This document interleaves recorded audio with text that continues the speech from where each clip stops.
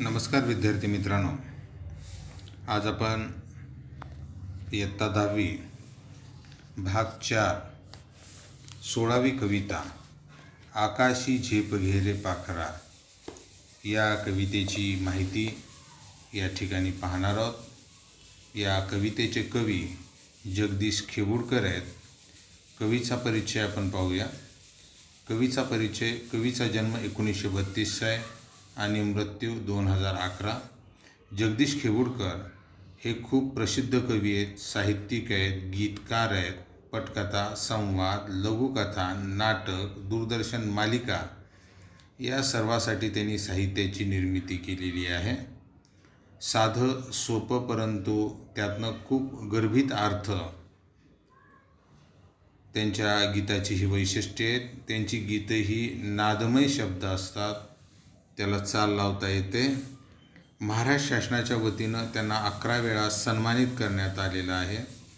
त्याचबरोबर त्यांना विविध पुरस्कार यांनी त्यांचा गौरव करण्यात आलेला आहे। यामध्ये गदिमा पुरस्कार, कुसुमाग्रज साहित्य पुरस्कार, जीवनगौरव पुरस्कार अशा अनेक पुरस्कारांनी त्यांचा गौरव करण्यात आलेला आहे। मराठी चित्रपटसृष्टीसाठी त्यांनी मोठ्या प्रमाणावर गीताचं लेखन केलेलं आहे। ही जी कविता आहे, या कवितेमध्ये कवींनी सांगण्याचा प्रयत्न केलेला आहे की स्वसामर्थ्यावर अदम्य विश्वास ठेवून यशाची शिखरं काबीज करावीत, ध्येयासाठी उंच झेप घ्यावी, लौकिक विनाशी गोष्टीत अडकू नये, परावलंबित्व झुगारून स्वकष्टाने स्वावलंबी व्हावं, पारतंत्र्यात न अडकता स्वातंत्र्याचं मोल जाणावं व मोकळा श्वास घ्यावा असा संदेश देणारी ही कविता आहे। पाखराचं प्रतीक वापरण्यात आलेलं आहे आणि माणसाला स्वसामर्थ्याची ओळख या ठिकाणी करून देण्यात आलेली आहे। अशा पद्धतीची ही कविता, या कवितेमध्ये कवींनी या ठिकाणी उत्तम यश मिळवून त्याचा निखळ आनंद घ्या असाही संदेश दिलेला आहे। आकाशी झेप घेरे पाखरा ही कविता अतिशय गाजलेलं चित्रपटातलं गीत आहे। ही जी कविता आहे ही माझ्या परीनं तुम्हाला नादमय शब्दामध्ये म्हणण्याचा मी प्रयत्न करणार आहे। पहा, आकाशी झेप घेरे पाखरा, सोडी सोन्याचा पिंजरा, तुझ भवती वैभव माया, फळ रसाळ मिळते खाया, सुखलुलोप झाली काया, हा कुठवर वेड्या घेसी आसरा, आकाशी झेप घेरे पाखरा, तुझ पंख दिले देवाने, कर विहार सामर्थ्याने, दरी डोंगर हिरवीराने, जा ओलांडून या सरिता सागर, कष्टाविन फळ ना मिळते, तुझ कळते परिणावळते,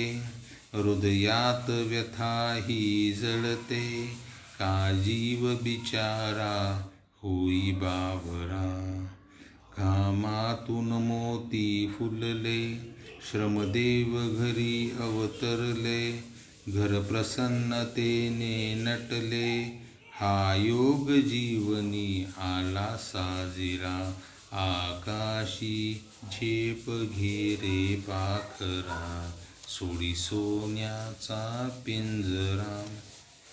विद्यार्थी मित्रांनो, ही कविता आपण नादमय शब्दामध्ये गाण्याचा आपण प्रयत्न केलेला आहे। आता आपण या कवितेचं भावार्थ पाहूया। आकाशी झेप घेरे पाखरा, सोडी सोन्याचा पिंजरा। कवी सांगतायत की लौकिक विनाशी गोष्टीत गुंतलेल्या मनाला मोलाचा उपदेश करताना कवी आपणाला या ठिकाणी जगदीश खेबुडकर यांनी पारतंत्र्यात खितपत पडलेल्या पाखराला म्हणजेच माणसाच्या परावलंबी मनाला मोलाचा उपदेश दिलेला आहे। स्वातंत्र्याचे मोल समजावून सांगत असताना यामध्ये पाखराला आकाशात झेप घेण्याची आव्हान ते करतायत आणि हे सांगतायत की हे पाखरा म्हणजे माणसाचं चंचल मन, तू ध्येयपूर्तीसाठी आकाशात उंच भरारी मार, सत्ता, संपत्ती यानं वेढलेल्या सोन्याच्या या पिंजऱ्याचा मोह तू सोडून दे. हा सोन्याचा पिंजरा तुझ्या इच्छांच्या सफलतेला घातक आहे. या पिंजऱ्याचा त्याग करून तू यशाच्या शिखराकडे झेप घे. पारतंत्र्याचा त्याग करून स्वातंत्र्याचा आनंद घे. अशा पद्धतीचं हे जे 2 ओळी आहेत, या ओळीचा आपणाला मिततार्थ या ठिकाणी कळायला लागतो. तुझ भोवती वैभव माया, फळ रसाळ मिळते खाया. सुखलुलोप झाली काया, हा कुठवर वेड्या घेसी आसरा. कवी सांगतायत, आता तू मोह, माया, पैसा, संपत्ती याच्या गराड्यात घेरलेला आहेस. तुला सुखाचे फळ खायला मिळतं आहे. तुझं शरीर या लौकिक सुखाला लालचवलेलं आहे. या सुखात तू लोळतो आहेस, पण हे सुख किती काळ टिकेल? या सुखाचा आश्रय लवकरच संपेल. हे वेड्या मना, तू जागृत हो आणि लौकिक तात्पुरत्या सुखाचा त्याग कर. आकाशी झेप घे रे पाखरा, म्हणजे मन ध्येयाकडं उंच झेपावणं. तुझं भोवती म्हणजे तुझ्या भोवताली, तुझ्या आजूबाजूला. माया फळ रसाळ मिळते खाया, सुखलुलोप झाली काया, हा कुठवर वेड्या घेसी आसरा. अशा पद्धतीनं कवी या ठिकाणी माणसाच्या प्राणासाठी वापरलेलं प्रतीक म्हणजे पाखरा, माणसाचं जिवंत मन, पाखरा हे प्रतीक वापरलेलं आहे. आणि अशा पद्धतीनं या ठिकाणी वैभव म्हणजे समृद्धी, माया, पैसा, संपत्ती, रसाळ म्हणजे रसपूर्ण, मधुर, गोड, सुखलुलोप म्हणजे सुखाची आसक्ती, सुखाने घेरलेलं, काया म्हणजे शरीर, आसरा म्हणजे आश्रय, निवारा, हा याचा अर्थ होतो. तुझं पंख दिले देवाने, कर विहार सामर्थ्याने, दरी डोंगर हिरवी राने, जा ओलांडून या सरिता सागर. विहार म्हणजे संचार करणं, सामर्थ्यानं म्हणजे शक्तीनं, बळानं, सरिता म्हणजे नदी, सागर म्हणजे समुद्र. कवी सांगतायत, हे पाखरा, हे मनपाखरा, ईश्वराने तुला उडण्यासाठी पंख दिलेला आहे. पंखातील बळाने तू आकाशात मुक्तपणे संचार कर. जमिनीवर असणारे डोंगर, दर्या, हिरवे रानं, नद्या आणि समुद्र हे सगळे अडथळे आहेत. हे ओलांडून तुझ्या ध्येयाच्या दिशेकडं तू पार जा आणि तुझं ध्येय मिळव, असं कवी या ठिकाणी माणसाच्या मनाला सांगतायत. कष्टाविन फळ ना मिळते, तुझं कळते परिना वळते, हृदयात व्यथा ही जळते, का जीव बिचारा होई बाबरा. कवी सांगतायत की या ठिकाणी कष्टाविन फळ ना मिळते, तुझं कळते परिना वळते, परी म्हणजे पण, परंतु, हृदयात व्यथा ही जळते, व्यथा म्हणजे दुःख, वेदना, का जीव बिचारा होई बावरा, बिचारा म्हणजे गरीब, बावरा म्हणजे गोंधळलेला, बावरलेला. कवी सांगतायत, कष्ट केल्याशिवाय माणसाला फळ मिळत नाही. आयतं कोणतंही सुख मिळत नसतं, त्यामुळे अपार मेहनत करावी लागते.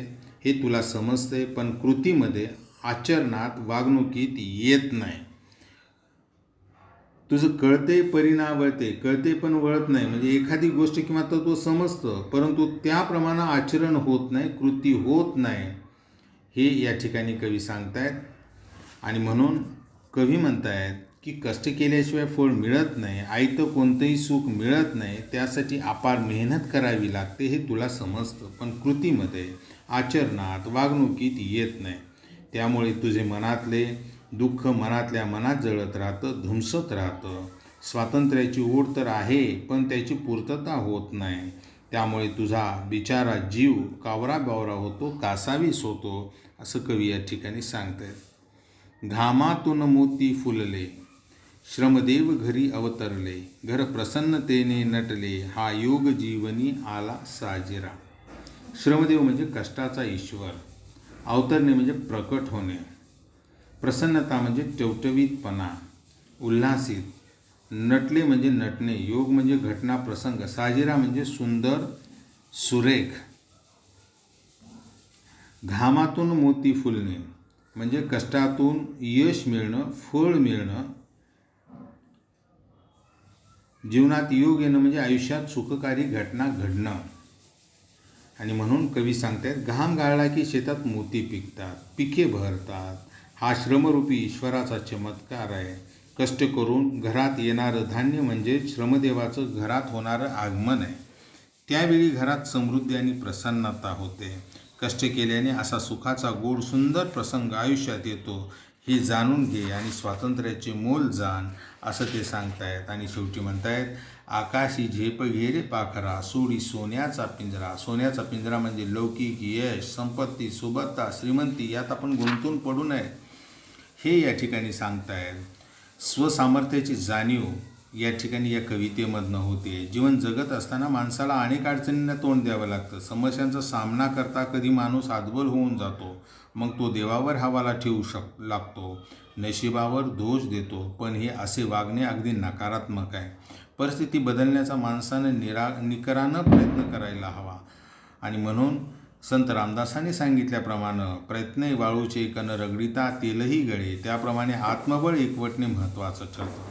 स्वतःच्या सामर्थ्यावर भरोसा ठेवता आला पाहिजे. कर्मवीर भाऊराव पाटील यांनी स्वतःच्या पोटाला चिमटा घेऊन गोरगरिबांच्या शिक्षणाची सोय केली.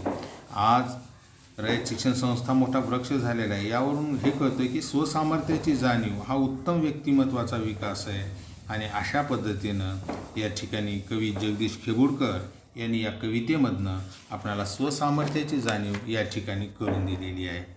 विद्यार्थी मित्रांनो, या कवितेच्या खाली पेज नंबर 66वरती जी कृती देण्यात आलेली आहे, त्या कृती आपल्या वर्गपाठच्या वहीमध्ये आपणाला सोडवायच्या आहे. आपली कविता याच ठिकाणी संपलेली आहे. आता आपण याच ठिकाणी थांबूया. तुम्ही घरी अभ्यास करा आणि परीक्षेत खूप यश मिळवा. धन्यवाद.